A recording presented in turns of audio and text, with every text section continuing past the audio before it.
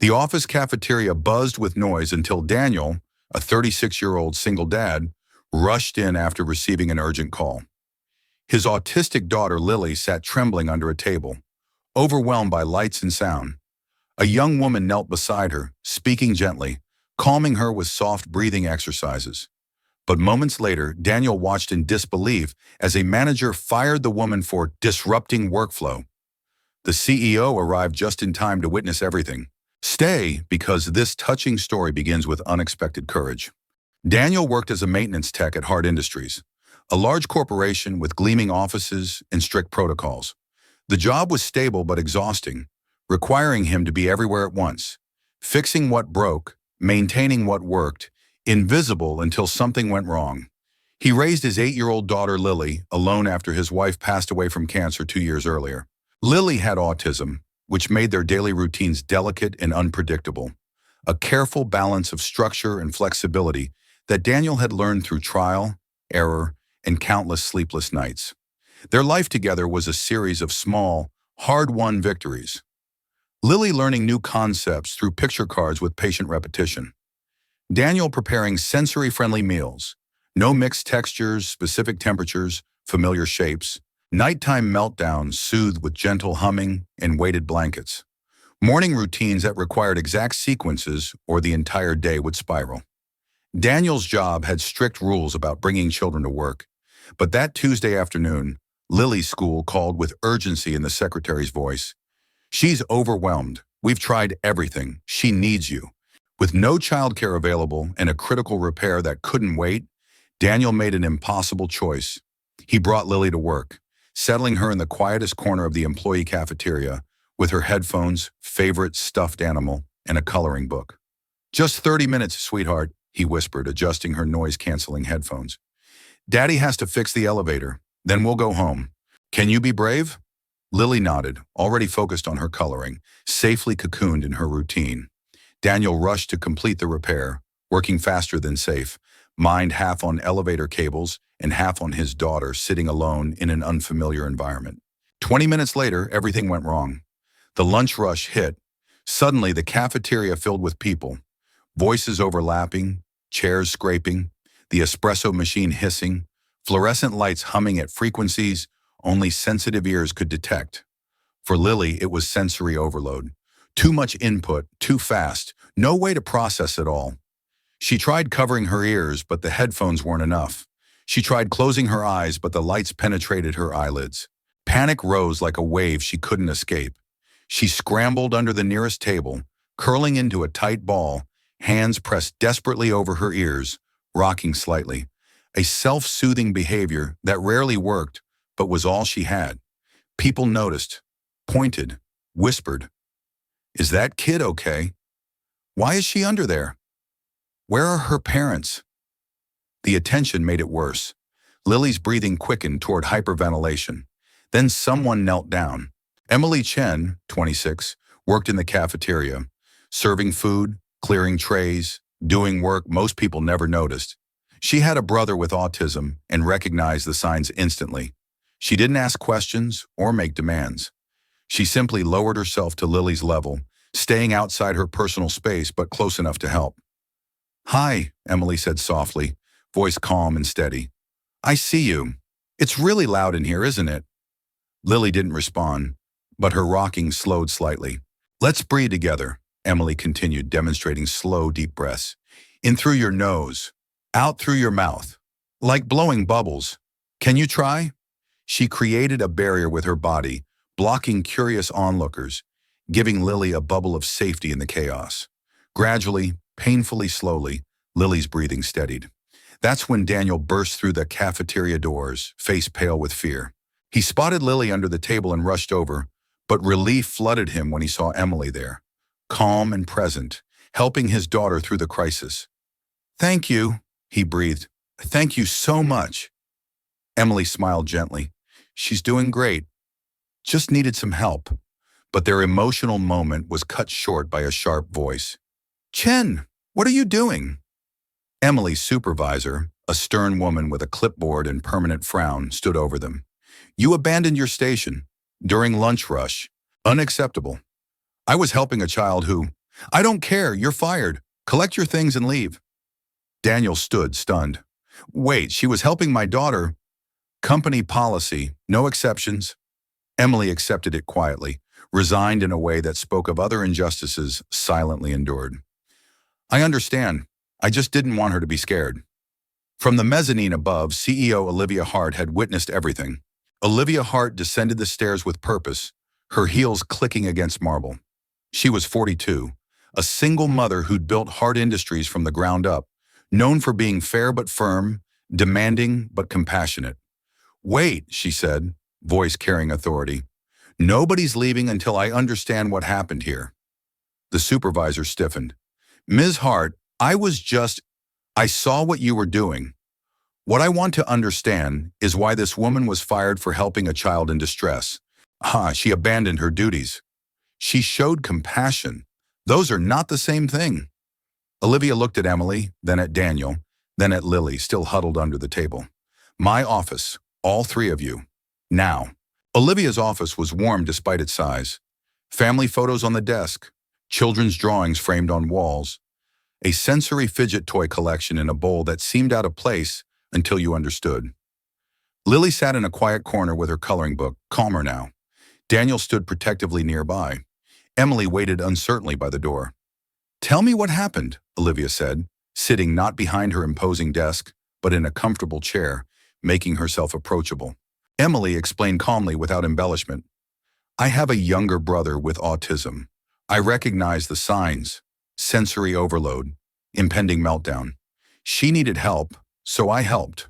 That's all. You knew exactly what to do, Olivia observed. My family has dealt with this for years. You learn techniques, breathing exercises, pressure therapy, creating safe spaces. It becomes instinct. Olivia's eyes softened. I understand.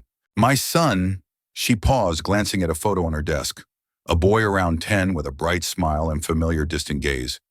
My son has autism too. Diagnosed at 3.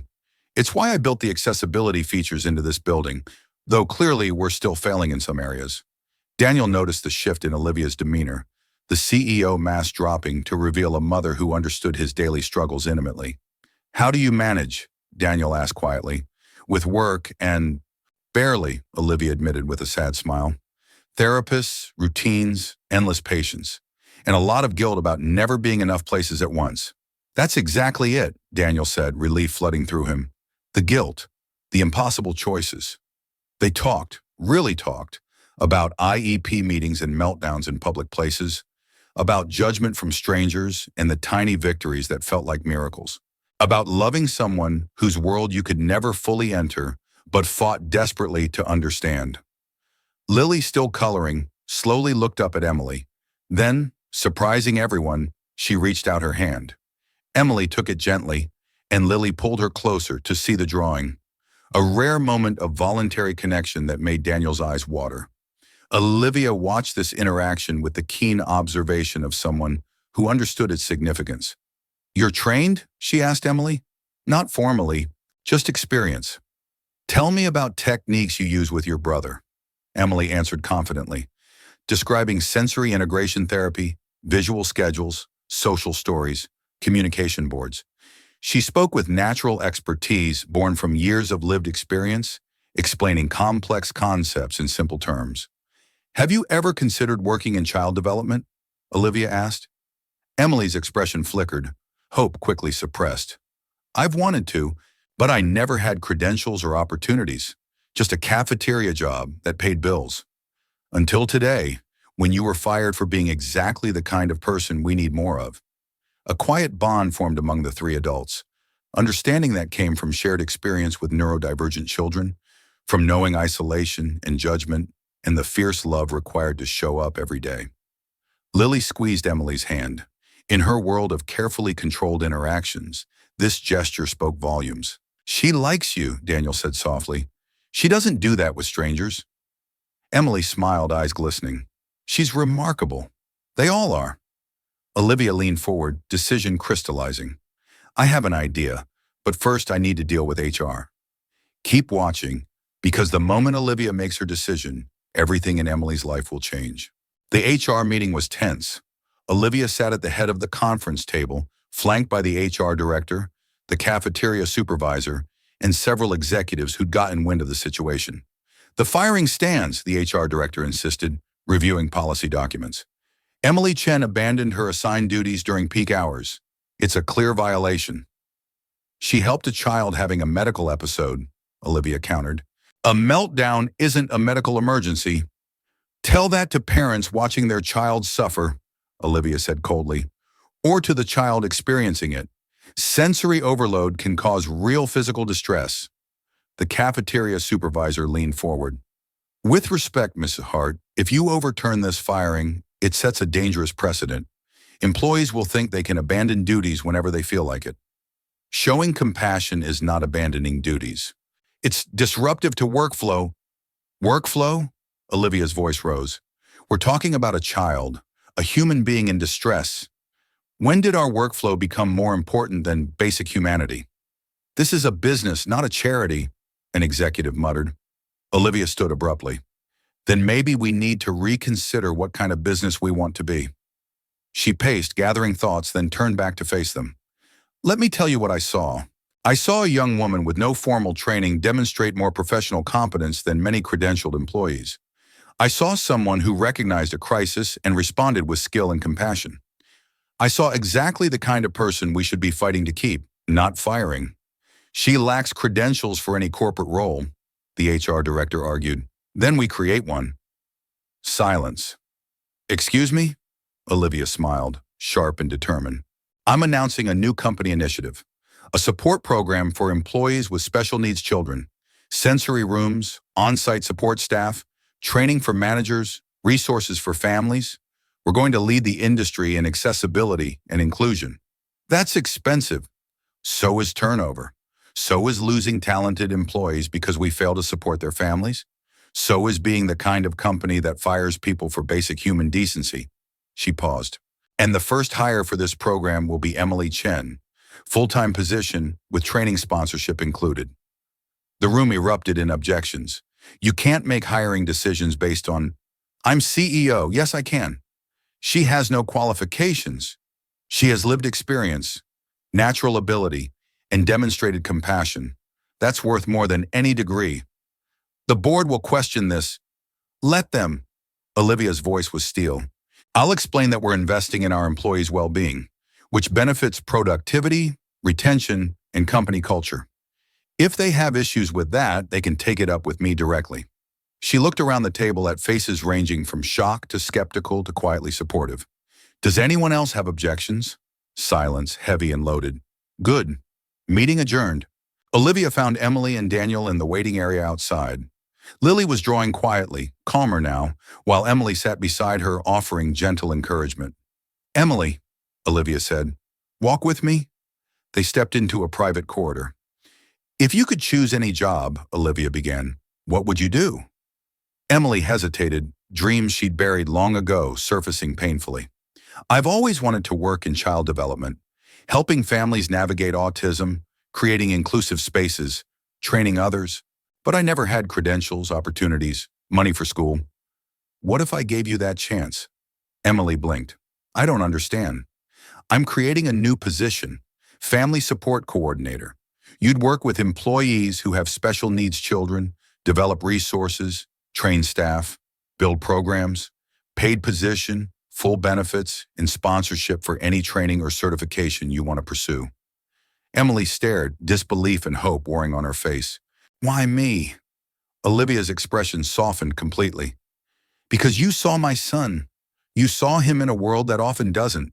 You saw Lily. You saw them as children who needed help, not problems to be managed. That kind of vision can't be taught. It has to be lived. And you've lived it.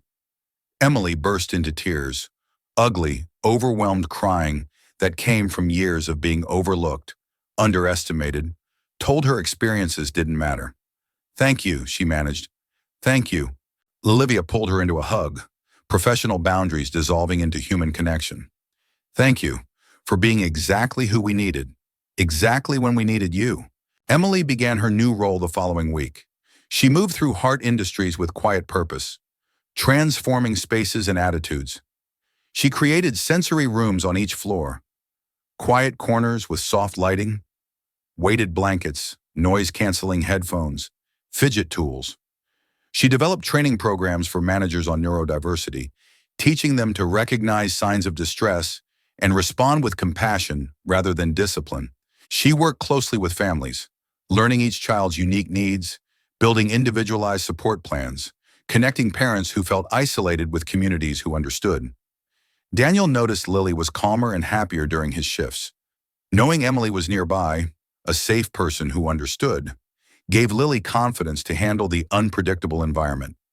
One afternoon, Olivia's son visited the office. His name was Marcus, 10 years old, with his mother's sharp eyes and a gentle, sometimes distant demeanor. Emily introduced Marcus and Lily carefully, respecting their boundaries, creating a comfortable space for interaction without forcing it. They gravitated toward each other naturally, two kids who experienced the world differently, finding understanding without words. They drew together in comfortable silence, occasionally sharing crayons or pointing at each other's pictures. Daniel watched with tears in his eyes. "She's never had a friend," he whispered to Olivia. "Neither has Marcus," she replied, voice thick with emotion. Months passed. Emily thrived, becoming beloved throughout the company, not just among families with special needs children, but among all employees who saw her compassion and dedication. The sensory rooms became widely used by employees with anxiety, migraines, overwhelm. The inclusive culture Emily fostered spread beyond its original intent, making Hard Industries a place where vulnerability was met with support rather than judgment. The company's reputation improved. Recruitment became easier. Retention rates climbed. What started as a moral decision became a practical business success. One evening, after most employees had left, Daniel found Olivia and Emily in one of the sensory rooms. Lily and Marcus were building with blocks, working together in their unique, parallel way. "I wanted to say something," Daniel began. "Before all this, I felt so alone, like I was failing Lily every day because I couldn't be enough places at once, couldn't provide everything she needed. But now," his voice broke, "now she has a community, people who see her, understand her, support her. That's everything." Olivia smiled softly. "Your daughter reminded all of us what really matters. Not productivity metrics or profit margins. People, connection, compassion." Daniel turned to Emily. "And you reminded us how powerful kindness can be. One moment of caring changed everything." Emily shook her head, wiping tears. "I just did what felt right." "That's the point," Olivia said. "You followed your instincts toward compassion when policy said to look away. That courage, that humanity, is what transforms systems." They stood together, watching the children play. Two kids building something beautiful from blocks, two parents no longer shouldering impossible burdens alone, one young woman who'd found her calling in an unexpected moment. "Do you ever think about that day in the cafeteria?" Emily asked. "How differently it could have gone." "Every day," Olivia admitted. "I almost didn't intervene, almost let policy stand because it was easier. But then I thought about all the times people didn't help Marcus, didn't see him, treated him like an inconvenience. And I realized I had to be the change I wished existed for him." Daniel nodded. "That's all we can do. Be the people we needed when we were struggling. Create the world we wish our kids could inherit." The sun set beyond the windows, painting the room in warm golden light. Lily laughed, a rare, beautiful sound, at something Marcus did with his blocks. The four of them, two parents, one advocate, and two remarkable children, existed in a moment of perfect, hard-won peace. Not a fairy tale, just real people choosing courage over comfort, compassion over policy, connection over isolation. Building something better, one brave moment at a time. Subscribe to Sue's Stories for more touching, cinematic stories about hope, courage, and unexpected heroes.